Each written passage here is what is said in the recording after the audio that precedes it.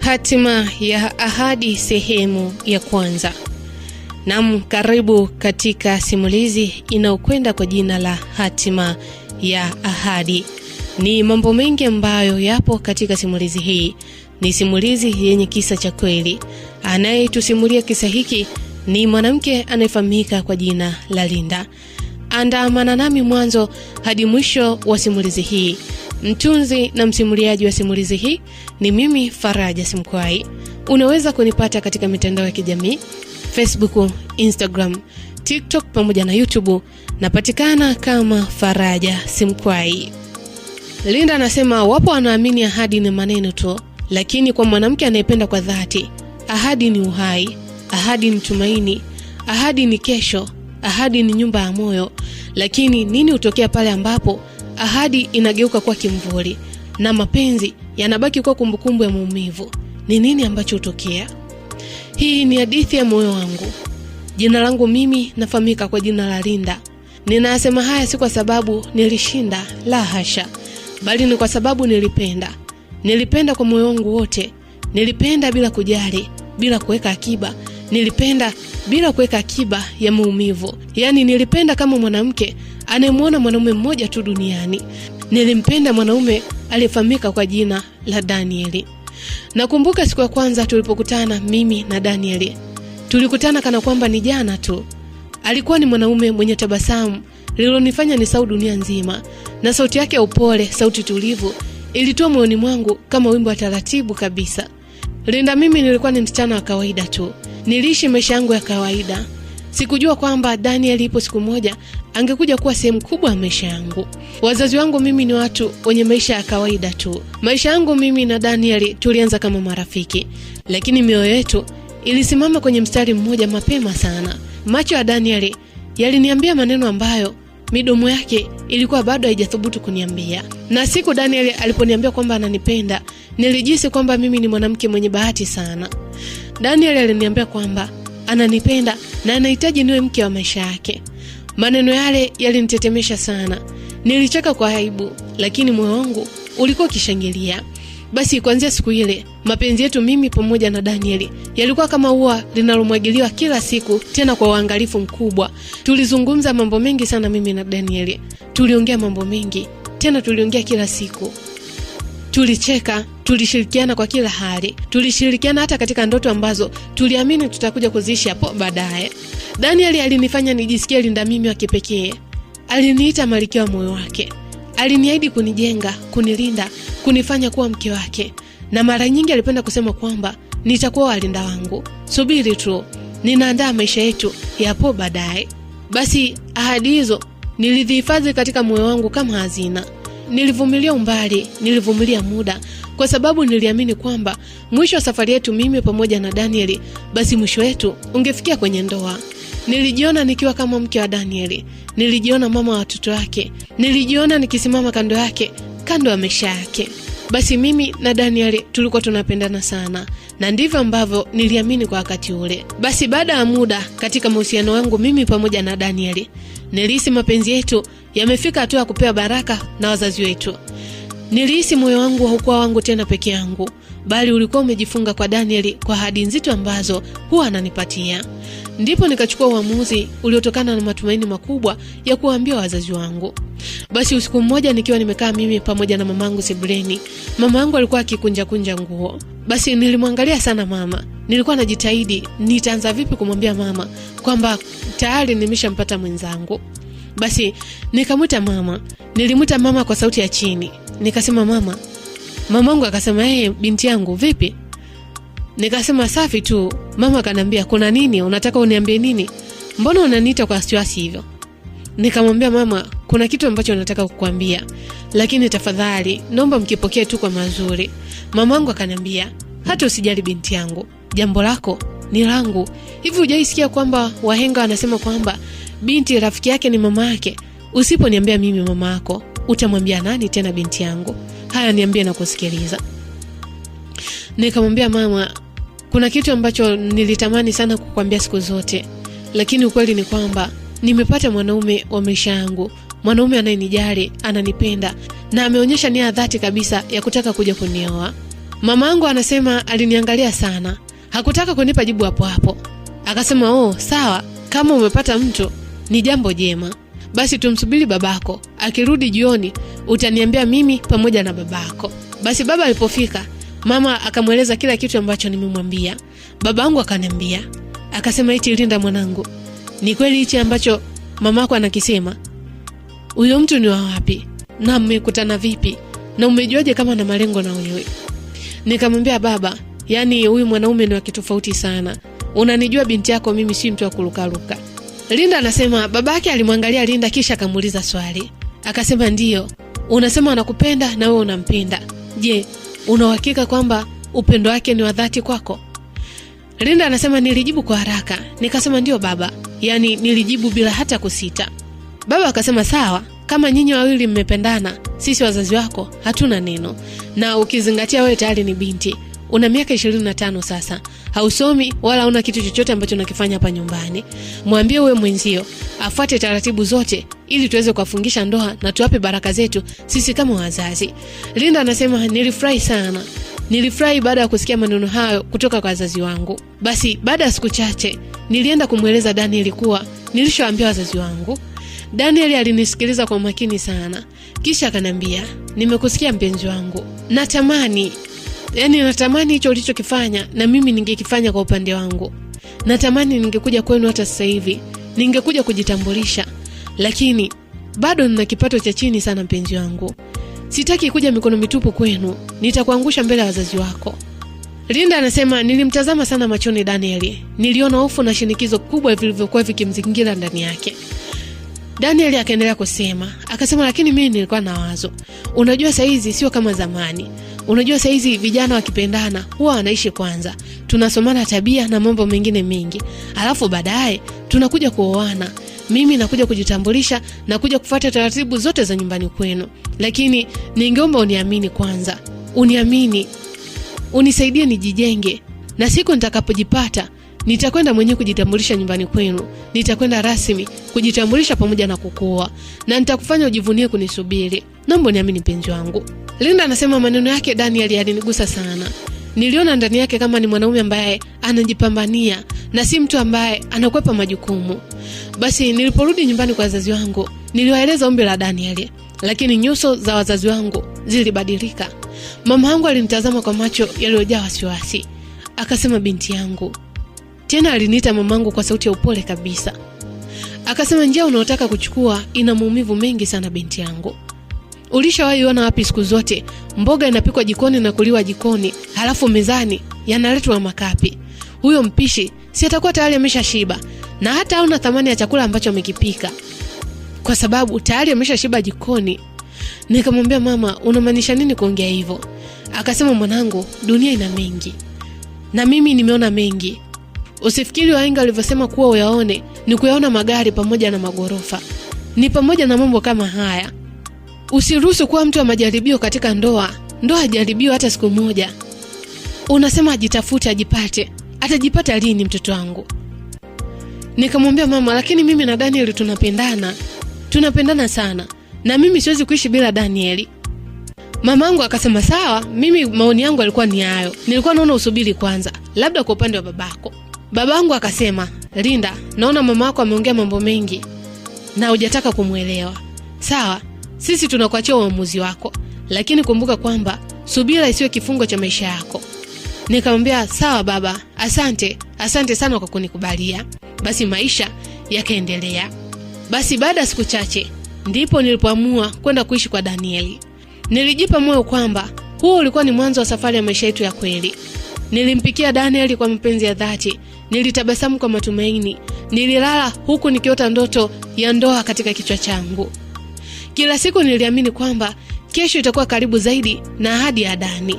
Na takribani baada ya mwezi mmoja hivi wa kuishi mimi pamoja na Daniel, nilianza kuona dalili za mabadiliko ndani ya Daniel. Daniel alikuwa ni mwanaume mpole zaidi, mwenye tabasamu la siri, kana kwamba alikuwa ni mtu ambaye amefanya uamuzi mzito moyoni mwake. Basi siku moja jioni, Daniel alinitazama machoni kwa upole kisha akaniambia, Linda mpenzi wangu, Yaani nimekaa na wewe, nimeona ni mwanamke ambaye unafaa katika maisha yangu. Nilikuwa nataka nikupeleke nyumbani kwetu, ukaione familia yangu, nikakutambulishe. Linda anasema maneno yale ya Daniel ya kuniambia eti kwamba Linda mimi natakiwa nipeleke nyumbani kwao kwa kina Daniel yalinifurahisha sana. Nilifurahi, nilisi kama moja hatua ndoto zangu zimeanza kufanikiwa. Nilijiona nikikanyaga hatua ya kwanza kuelekea katika ndoa. Basi Linda mimi nilijiandaa kwa heshima zote, nilivaa kwa unyenyekevu wangu wote, nikaujaza moyo wangu sala. Nilimwomba Mungu kwamba nikakubaliwe nyumbani kwa kina Daniel. Basi kesho yake iliwadia na tulienda nyumbani kwa kina Daniel. Na tulipofika nyumbani kwao, nilipokelewa kwa tabasamu tele. Wazazi wake walikuwa ni wanyenyekevu sana mbele yangu. Wazazi wa Daniel pamoja na ndugu zake wengine walinipokea kwa bashasha tele. Basi baada ya kupokelewa, mchana ule tukaambiwa tupumzike, kwani maongezi mazuri huja usiku. Basi baada ya chakula cha usiku, mama yake Daniel akanambia, akasema, Linda binti yangu, kabla hujaenda kulala, tafadhali na muongezi na wewe. Lakini Daniel, unaweza kwenda nje kuendelea kupiga story na ndugu zako wengine hao. Linda anasema mimi nilibaki mule ndani kwa unyenyekevu mkubwa, japo moyoni nilikuwa najiuliza, mamake Daniel ana muongezi gani na mimi? Basi nilijipa moyo konde, nikasubiri kusikia lile ambalo mamake Daniel alihitaji kuniambia. Basi baada ya Daniel kutoka nje, mule ndani tulibaki mimi pamoja na mamake Daniel. Mamake Daniel akaniambia, Linda binti yangu, ni ukweli unampenda Daniel?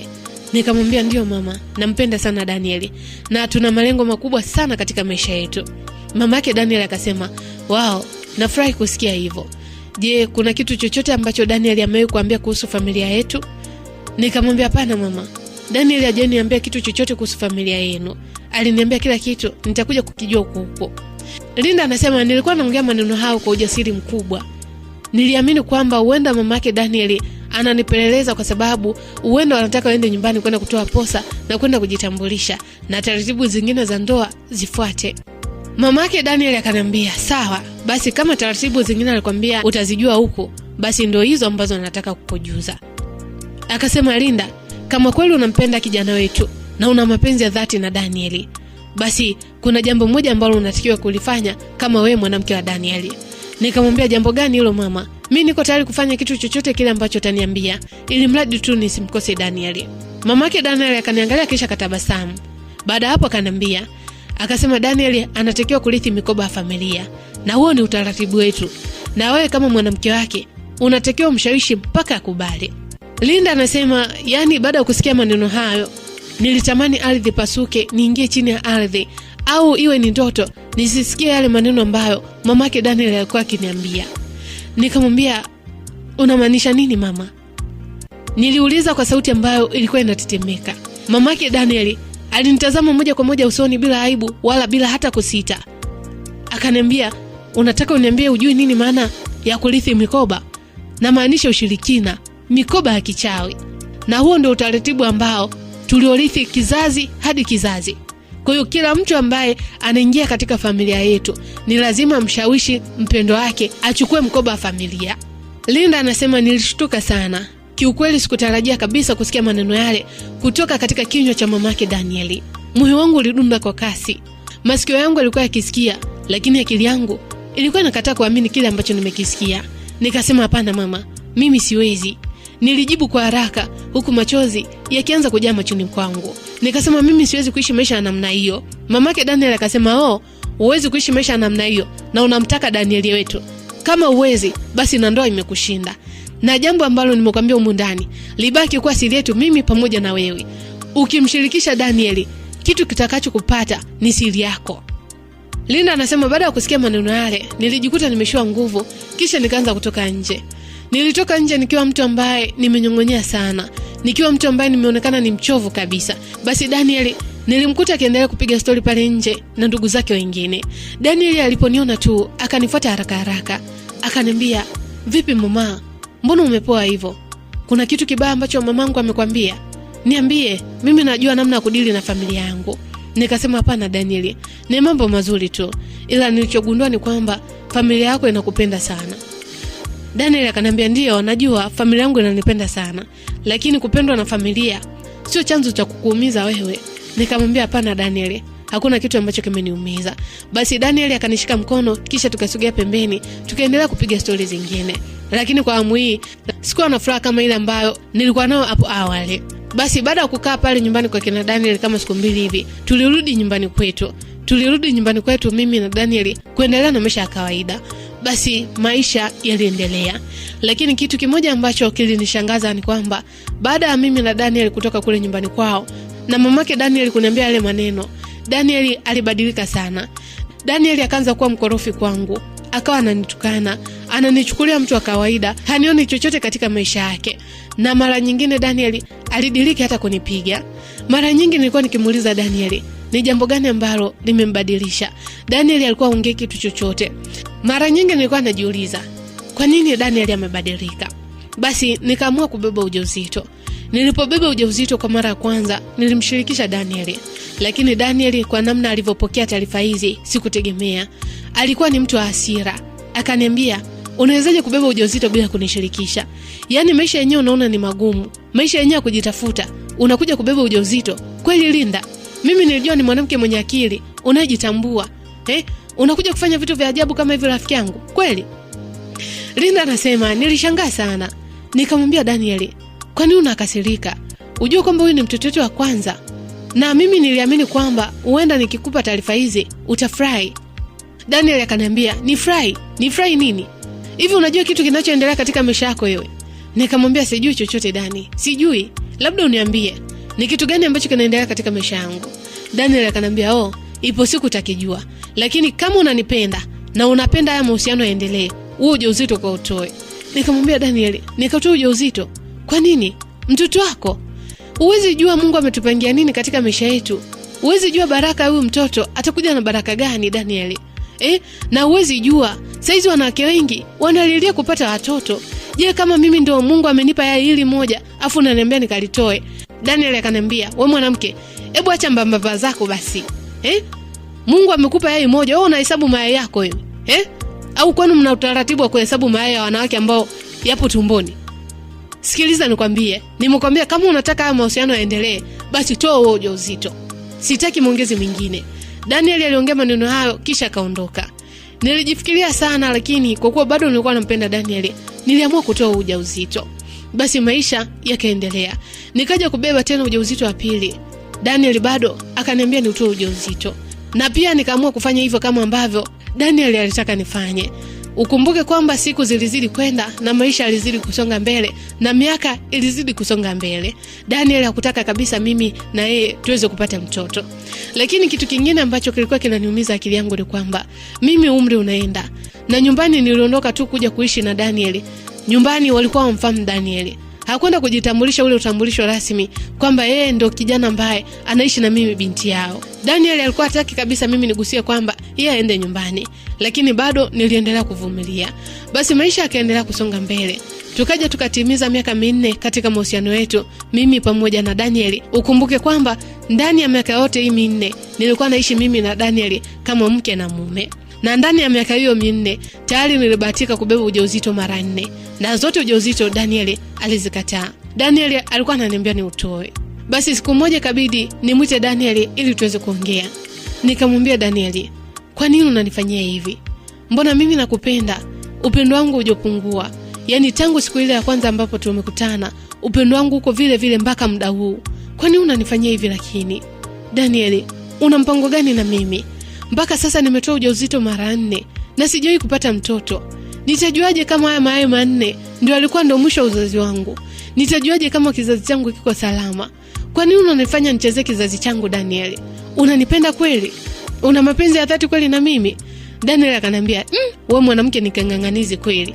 Yaani kusoma ujui, hata picha uoni." Nikamwambia Daniel, "Unamaanisha nini kusema hivyo? Una maana gani kuniambia hivyo Daniel?" Daniel akaniambia, "Sikiliza Linda, maamuzi yako kwako. Mimi hata siku moja sijawahi kumwacha mwanamke. Ila yeye ataniacha kulingana na vile atakavyoona." Nikasema, "Daniel, unataka uniambie kabla ya mimi uliwahi kuwa na mahusiano na watu wengine?" Daniel akaniambia, "Ndio, niliwahi kuwa na hukuwahi kuniuliza. Na kama ungeniuliza ningekwambia." Kisha Daniel akaendelea kuniambia, akasema, "Linda, ni kipi ambacho unakitaka katika maisha yangu? ni jambo gani ambalo unalitamani katika maisha yangu? Nikamwambia Daniel, kwa nini unanifanyia yote haya? Kwa nini unanifanyia hivi? Daniel, ukumbuke nimejitoa sadaka kuishi na wewe. Wazazi wangu wakutaka niishi mimi na wewe kistaili hii. Walihitaji ufuate taratibu zote za mwanaume kumchukua binti nyumbani kwao. Lakini kwa ajili ya upendo wangu, upofu wa mapenzi yangu kwako, nilijitoa sadaka kwako. Nilikubali hata kukosana na wazazi wangu kwa ajili yako Daniel. Alafu leo hii unaniambia natamani nini kwako Daniel? Ndio, ni vingi ambavyo natamani. Natamani Daniel. Yaani ukiniuliza ni kitu gani ambacho natamani, nilitamani, naendelea kukitamani. Yaani nilitamani sana unipende kama ambavyo mimi ninakupenda wewe Daniel. Nilitamani sana. Nilitamani sana unipe thamani mfano wa thamani ninayokupa wewe Daniel. Nilitamani pia kuona unanijali kama ambavyo mimi nakujali wewe Daniel.